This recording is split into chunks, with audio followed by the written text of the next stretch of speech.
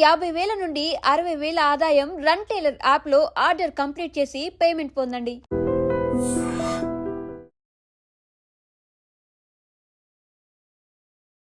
నమస్తే, నేను జీవి సత్యనారాయణ. ఈ వీడియోలో టైర్స్ కంపెనీ రాబోయే టైర్ సెక్టార్ ఎలా ఉంటుంది అనేది.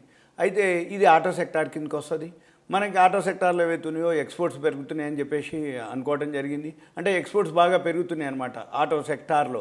అంటే మారుతి కార్లు అనుకోండి, వేరే కార్లు అనుకోండి, ఇవన్నీ.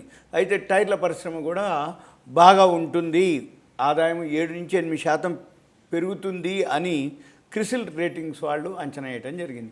ఈ క్రిసిల్ అనే కంపెనీ వరల్డ్లో మల్టీనేషనల్ కంపెనీ. వీళ్ళు రేటింగ్ ఇస్తారు AAA, AA, సింగిల్ ఏ, డిబెంచర్లు అనుకోండి, ఏదైతే ఇష్యూలు అనుకోండి, కంపెనీలు అనుకోండి, వాటికి వీళ్ళు రేటింగ్ ఇవ్వడం జరుగుతుంది. వాళ్ళు ఒక అంచనా వేయడం జరిగింది.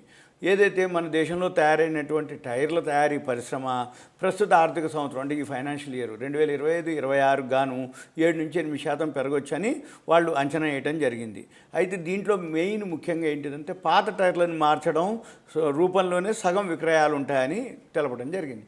అంటే పాత టైర్లు అంటే ఏంది, ఆటో సెక్టార్లో ఏవైతే కొత్త కొత్త మోడల్స్ వస్తున్నాయో, కొత్త కొత్త వెహికల్స్ వస్తున్నప్పుడు కొత్త అంటే స్పీడ్ పోవాలి అని ఉంటే టైర్స్ కూడా చాలా కండిషన్గా ఉండాలి.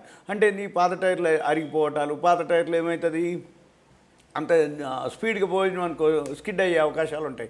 కాబట్టి ఎక్కువ శాతం ఏం చేస్తారు, ఎప్పటికప్పుడు ఏ వెహికల్ చూసినా కానీ కొంత అరుగుదల కనపడంగానే వెమ్మటే దాన్ని మార్చేయటం జరుగుతుంది. అందుకని పాత టైర్ల విభాగంలో మళ్ళీ రీబటన్ చేసి ఆ పాత టైర్లు విలేజెస్లో కానీ చిన్న చిన్న అంటే ఎక్కువ దూరం అంటే ఎక్కువ స్పీడ్ పోనటువంటి విలేజెస్లో కానీ, ఎక్కువ స్పీడ్ పోనటువంటి బండ్లకు కానీ, ఎక్కువ స్పీడ్ పోకుండా అంటే మామూలు స్పీడ్ పోయే వెహికల్స్కి వాళ్ళు అవి వేసుకోవడం జరుగుతుంది రీబటన్ చేసి.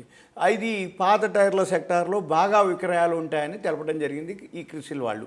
అయితే అసలు తయారీదారులు ఎవరైతే మ్యానుఫ్యాక్చరింగ్ ఉండో వాళ్ళ వాటా తగ్గే అవకాశం ఉన్నప్పటికీ ఎప్పుడైతే పాత టైర్లు రీబటన్ చేసి చేస్తుంటారో కొత్త టైర్లు అనేది కొత్త వెహికల్స్కి ఉంటాయి. లేదు సిటీలో తిరిగే వాటికి కానీ, ఎక్కువ ట్రావెల్స్ చేసే వాళ్ళు కానీ, టూరిజం వాళ్ళు కానీ అంటే వాళ్ళకి ఉపయోగించే వెహికల్స్కే ఎక్కువ శాతం కొత్త టైర్లను వెంబడి చేంజ్ చేయడం జరుగుతుంది. అయితే ఒకవేళ దానికి అంటే తయారీదారులు అంటాం ఏంటంటే దాని వాటా తగ్గే అవకాశం ఉన్నప్పటికీ మొత్తం మీద టైర్ల పరిశ్రమ బాగుంటుంది, టైర్ల వృద్ధి బాగుంటుందని చెప్పడం జరిగింది. దీన్ని ఈ ప్రీమియమైజేషన్ పెరుగుతుండటంతో అమ్మకాలకి ఊతమిస్తుందని కూడా అంచనా వేయడం జరిగింది. అయితే వాణిజ్య ఉద్రిక్తలు పెరిగిపోవడంలో అంటే తరుణంలో అంటే చైనా తయారీదారులు మనకంటే చౌక రేట్లు వరల్డ్లో ఎక్కడైనా సరే చైనా వాళ్ళే తక్కువ రేట్లలో అమ్మటం జరుగుతుంది. అయితే ఈ వాళ్ళు ఎవరైతే చైనా టైర్లు భారత్ మార్కెట్లో కూడా వచ్చే అవకాశాలు ఉన్నాయి.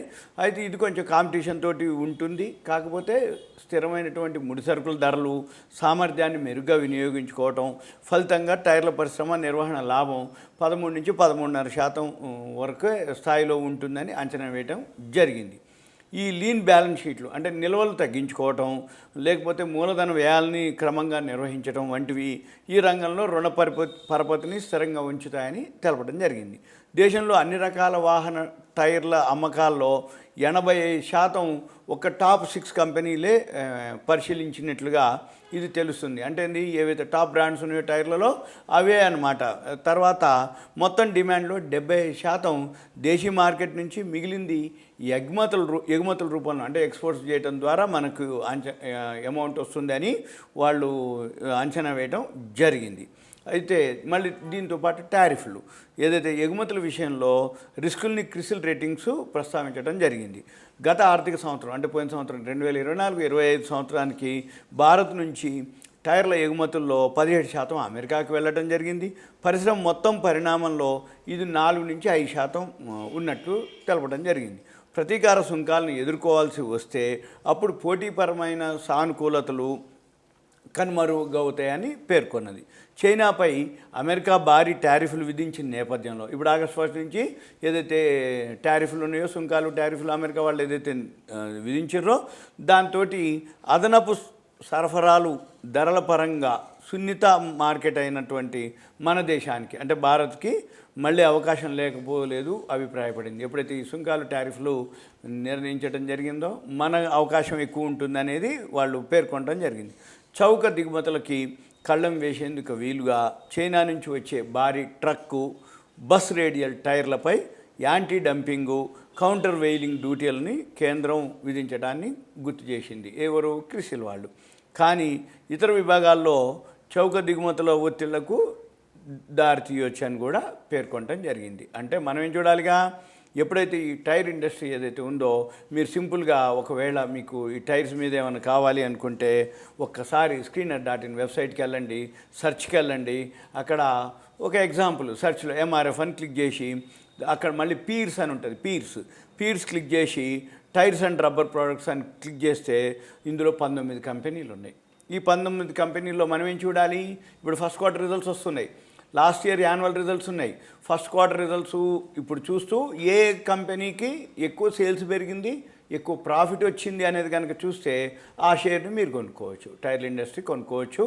టైర్ల కంపెనీలు కూడా ఏవైతే సేల్స్ బాగుండాలి, ప్రాఫిట్ బాగుండాలి, first quarter results annual results base చేసుకోవాలి.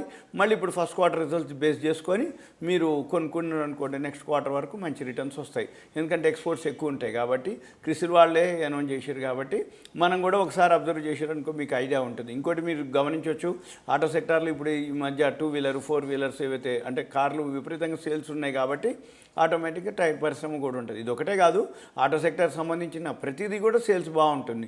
మనం అవన్నీ కనుక చూడగలిగితే ఇప్పుడు ఈ వీడియోలో ఓన్లీ టైర్స్ గురించి డిస్కస్ చేస్తున్నాం.